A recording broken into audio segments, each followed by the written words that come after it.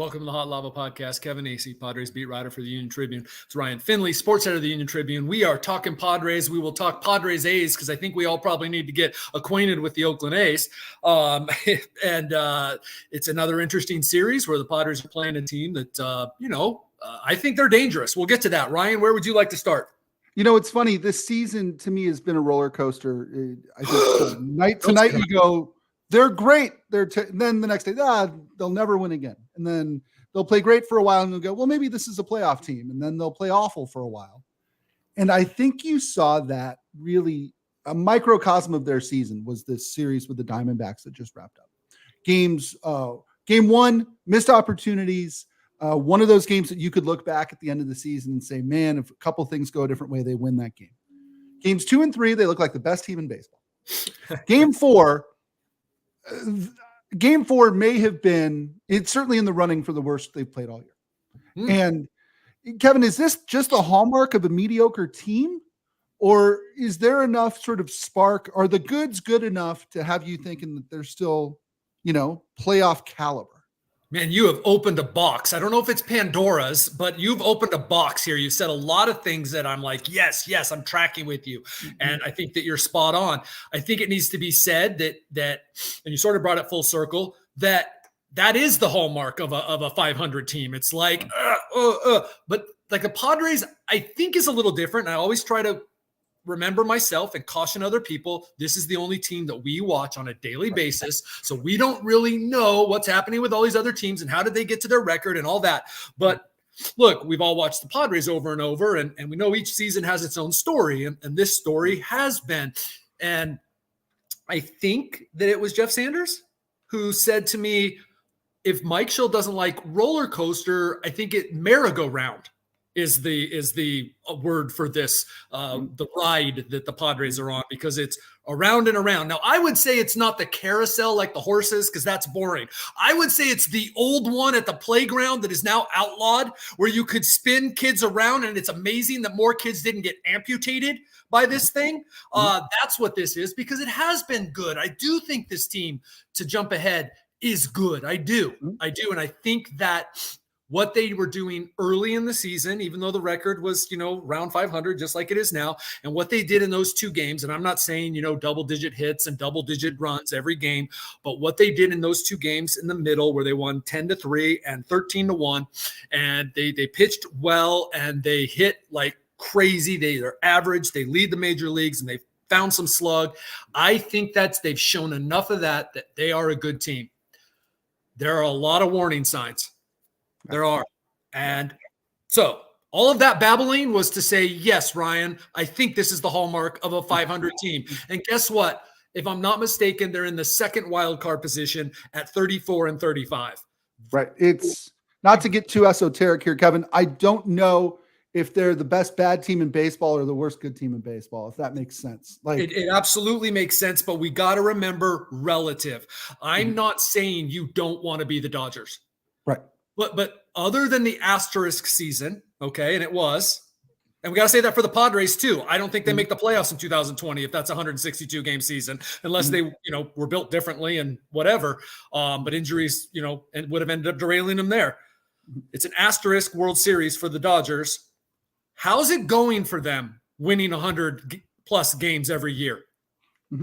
Yeah. Is that really what you want to do? Or do you want to be your best at the end of the season? Right. So do you want to get into the tournament? All to remember as we judge this team, the exhausting chase of like trying to figure them out from day to day. Yeah. And I don't envy you because, again, night to night, you have to tell us what you see. And many nights they look great and many nights they look terribly. Somebody who's been looking fantastic of late, though, is Fernando Tatis Jr. Getting back to, and again, you've said this from February up till now, if the Padres are going to be a championship contending style team, they need better production from Machado, Tatis, and Bogaerts. Well, Bogaerts is out. Machado is out. Tatis is really coming into his own on this recent hitting streak. What's he doing differently? Well, first, I expect that Machado will be back in. I've expected that for a couple days. I said that a couple days ago that within the next few days, and that would be today. He is going to play, and I expect, and Mike Schilt has said that he will DH when he comes back. So what is Tatis doing differently? Wrote about it. I think I was in Kansas City when I talked to him about it. His dad on the last homestand was here in San Diego, and they worked together. Some of the stuff that they did in the offseason, which is first off, I'm not a hitting coach. Always say that, and neither are you. So let's not get too technical here. But they're talking about the lower half and staying in his legs and staying back, so he's not that reach around the ball thing, and all of that. Then, when he's good and right, it allows him to have the confidence, and he can stay on pitches, which means further past him, not past him, but you know what I'm saying, deeper, and he's hitting the ball all over the place. Where have his home runs been to recently? Center field, man. The home runs count the same when you're pulling them, but this is a sign that Tatis is on fire. This is the kind of Tatis that can affect the team in terms of like carrying them. I still contend that Manny Machado is that player, and he is the guy batting third and fourth, and he is the guy that has got to get up to where Tatis's numbers are now. Sure. And there were some signs of this, right, with Tatis. I mean, we had talked in the past month or so about some of the peripheral stuff trending in the right direction. Yes, and he's chasing less, and he's even when he does chase, because I'll track this.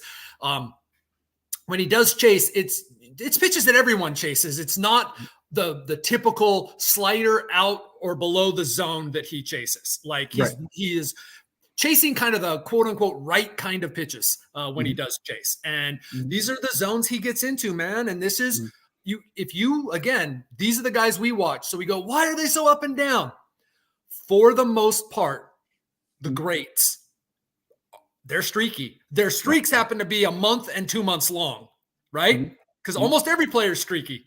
But the greats, it's like, oh my gosh, for 2 months, that guy was among the best players in baseball. And that is what Tatis is doing right now, as the longest hitting streak of his career, the longest hitting streak in baseball.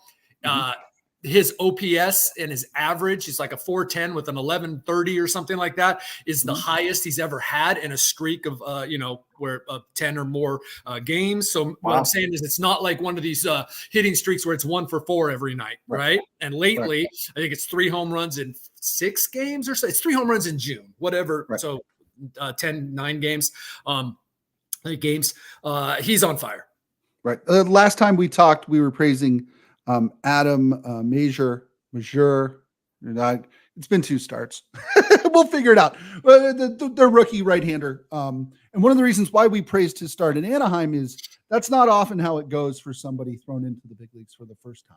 And then Sunday, I think you got a glimpse of the flip side of that, which is, I mean, it was over and out pretty quickly for him. A Diamondbacks team that had been pretty overwhelmed the previous 2 games really jumped on him early. What's the latest just in terms of starting pitching? What have we heard about Darvish and Musgrove? Is there anybody in the pipeline who might be able to come up and help, or are they just destined to ride the roller coaster with this guy until people get healthy? Not that, because, as we've known from the start, they're looking for help. Also, Darvish should come back, and now I've lost track. It's sometime this week. Darvish would be eligible to come back. Will he? We'll see. But he has been throwing in the bullpen. And so Darvish should be fairly soon. Joe, I'm thinking more July/August. Hey, could be if Joe Musgrove needs arthroscopic surgery, it could be the playoffs or September that you see Joe, or next year. But I'm getting way far ahead of myself. Major, look, I think we said it last time. That was impressive. It was impressive as heck. Yes, he was facing the Angels. Yes. He was yesterday facing a team that had been embarrassed the previous 2 games, and it was fairly predictable. I'm not saying like that I said, oh, this is going to happen, Major is going to get beat, but like it's virtually never surprising when a team has been lambasted the previous 2 days, right? Usually it's a 3-game series, and the one team comes in and destroys them. And in the 3rd game, that team is fired up and also yesterday happened to be facing a rookie pitcher. Yesterday happened to have gotten I think probably an error on Solano, but it wasn't the easiest play. And so, okay, fine. But a mistake on a ground ball, or not a good play on a ground ball. And so those things conspired, and Major had what could have been his first start, right? So probably gets a chance going forward, because you asked about the options. And, they have an off day coming up after the end of this series. So Thursday could, I guess, but go with a bullpen. But the problem is he's not going to be due up until the weekend in New York. Right. And then you've got 10 more games before a day off. Right. So you don't want to do that to your bullpen with, say, a Morahone or a Burrito.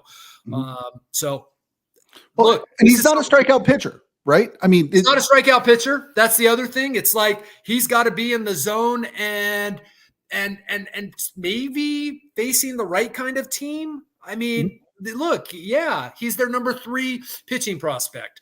They probably got rid of one of their top 2 in Thorpe and what some people thought in Iriarte, better than Major. And I'm not trying to put him down. I'm just trying to set realistic expectations of what he is.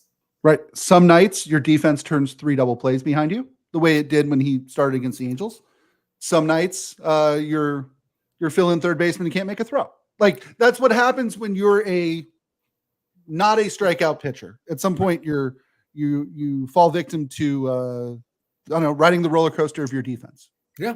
Yeah. And so look, I don't think this is going to be, they're going to add a pitcher. I don't know who it'll be, but they're going to add a pitcher probably because they need to, but also it's like, it's not going to work out perfectly. You can say that you expect Joe back. You can say that Darvish will come back and be healthy. Look, they both already been on the injured list twice. This is, I don't want to say AJ Preller's legacy and make this, I'm really trying not to make this about him keeping his job, but like, this is the year, man. This is the year, both for him and for the Padres. Like, I don't want to get too far ahead, but this is the year. I'm not saying 2025, they can't be a contender or beyond that, but it's just like, you have this team right now and a lot of things are going right. Yeah. That's what I was just going to say. Yeah. They're getting career type years from guys that do lead you to think, okay, well, that's what great teams do, right? Is they get great seasons from guys who, don't really do that on the regular. I mean, in a season in which you're getting, Cronenworth back to who he was, recent slump notwithstanding. You've got Profar playing out of his mind. Jackson Merrill's acquitted himself nicely in center field. Enough is going right. I think that if you're only a pitcher and an outfielder away or a pitcher and a bat away, you got to push your chips in, don't you?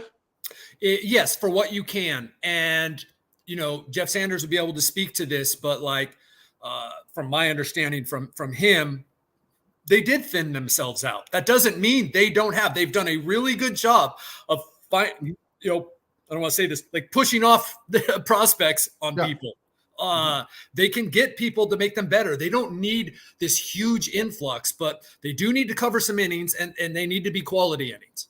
Right. And AJ Preller is very good at producing prospects, right? I mean, his legacy, it's a different show. We're not going to talk about this today, but I think his legacy in a lot of ways is creating prospects and then trading them, right? I'm sure there are prospects left to be traded, and I'm sure that there will be more created. Just the way they are. And again, pitching, there are inexpensive quality pitchers out there that you probably wouldn't have to give up an arm or a leg for.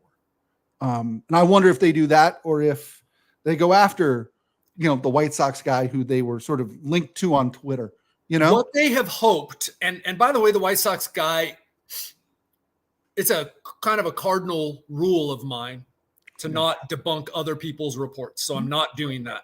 Right. The guy's already pitched, I believe, or is approaching career high in innings. I'm not sure exactly what you'd be expecting of him this year. That doesn't mean that that's not a trade they wouldn't make because you're not just building for this year. But if we are talking about help this year, what has been their hope, and maybe the timeline has been pushed up, from my understanding it kind of has, unfortunately, though they'd still love to survive, is they'd love to go for a top-notch available starter. Maybe shouldn't say top-notch, like, $30 million guy, but that by July is only owed a certain amount of money. Yes. Not now where you're still at 2/3 of the money or something, right? Like, yes. They also focused on controllable guys, which also means cheaper. Controllable means cheaper. So, right. Yes, I believe that there is a starter coming almost because there like has to be. Right. The Marlins keep losing. They have some pitchers. They have some really decent pitchers and some lefties you could add to your rotation that is all righty. Right. No, that's absolutely all righty, but not all right. I couldn't help myself. No. I'm sorry. You're not talking about Ryan Weathers, are you? I am not, though. Ryan is capable of putting up some good outings, but no, I'm a little more Braxton Garrett. I don't know that they're going to get rid of that. Like, they got fleeced a little bit on that's the impression by people in their organization, by people around on the Arise deal, right? Right. And I'm not sure that it's going to be so easy to get Luzardo or somebody from them. So. But you know what? It's like never easy, and it's easy for us to sit here and say they got fleeced, but that's not me talking. I would never say that. There's people to believe like, what in the world was that? Right. Yeah, it's crazy. Kevin, the Oakland A's visit the 3-game series tonight, tomorrow, and Wednesday. I follow baseball. I love baseball. You follow baseball. You love baseball. I think what both of us know about the Oakland A's could probably fit into this empty Gatorade cap I'm holding in front of you. Please enlighten me. Tell me something about the visiting Oakland A's. Yeah, I was going to say, sometimes I get so just bogged down in the Padres and I get, busy on stuff and I come to a podcast and I don't know much about the opponent and I'm embarrassed. I'm like, that's not how a journalist, got to know. Well, the fact that I had to do some real research on the A's, I'm not embarrassed by it. Does anyone know the A's? I know Brent Rooker. Okay. Yeah. Brent Rooker is their most dangerous hitter, though they do have a couple guys there that got some pop, and I think they're dangerous, and I think their pitching is dangerous. But Brent Rooker's a guy who the Padres got and he's the primarily the A's DH. Mm-hmm. I believe that's what he does. He's an outfielder as well, but DH was an all-star last year for the A's. But they got him in the Taylor Rogers deal. Mm-hmm. He was the other player that came over, Chris Paddock, Emilio Pagan, beginning of 2022.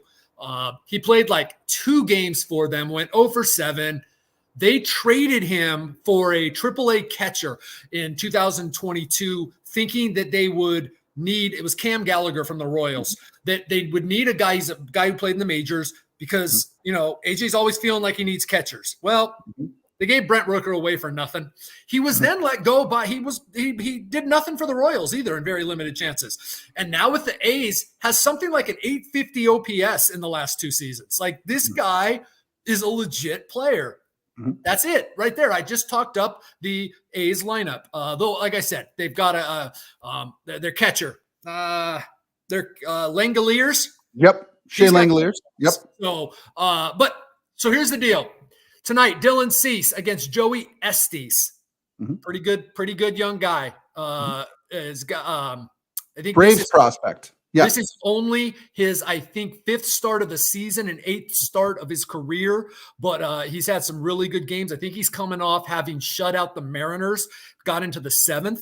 The kid tomorrow, JP Sears, he's going against Randy Vasquez. 3 straight quality starts for JP Sears. I believe he's like the veteran of the 3 pitchers that they'll see. He's a lefty. A lefty the next night, Hogan Harris against Michael King. And let me get this. I got to look at them this time here. This is his 9th career start, coming off 6 shutout innings against the Blue Jays. These are dangerous young pitchers. Yeah. And the Padres don't fare particularly well against bad teams. They don't fare particularly well against left-handed pitching. And sometimes the more obscure the guy, the better a chance he has. And they don't get more obscure than a couple of those names that you The A's are 1 game better than the Angels in terms of the standings. I think if people I haven't asked this question, but like if people, the way I hear people talk about the A's you think are significantly better than the Angels. And I think a lot of it maybe has to do with pitching, has to do with young players, maybe has to do with their manager. A lot of people think very highly of Mark Kotze. A lot of people think highly of Ron Washington, but maybe not as a manager. It's a dangerous series. I will say this. I got to make sure how to phrase this. Like, I do think it is about how the Padres play. I think they're a good team. I think they're far better than the A's. Like, it is about how the Padres play. They came out of that Angels series, and then after the first loss to the Diamondbacks, and in their ball talk, they just assessed their losing streak, this 5-game losing streak, in which they lost by a total of 6 runs. Right. And they were like, and I guess my understanding is Xander Bogaerts' input was, this is the nicest 5-game losing streak ever. And understand that Xander Bogaerts, English might not even be his second language, okay? So, like, don't get down on, the nicest. It's like, you understand what he's saying, okay? It was, they got incredible pitching. It had never been done in the history of the game since earned runs became a thing, that you got 5 quality starts and out-hit your opponent in all 5 games and you lost them. That had never been done. Like, it was the craziest 5-game losing streak. Might have been a little similar to last year, sure, with the 1-run losses and all that. And they said, but we are sensing a little bit of a lack of urgency. And again, does that say some alarm bells? Sure, it does. But they assessed it and they came out and they kicked, they destroyed the Diamondbacks the next 2 nights and then they lost. Okay, fine. Certainly would hope that that's not something they have to address again after the A series. Right. Absolutely. All right. I put you on the spot at the end of every podcast. Today is no different. I know how much you look forward to these. Simple question. What would you have done with the Oakland A's given their stadium situation, relocation, et cetera, et cetera? For our listeners who don't know, the A's are going to eventually move, it appears, to Las Vegas. In the interim, they will be playing in minor league parks for a couple of years. Something that has not gone over well with the Players Association or with the A's themselves. We know a little bit about teams leaving here in San Diego. What do you make of their whole situation?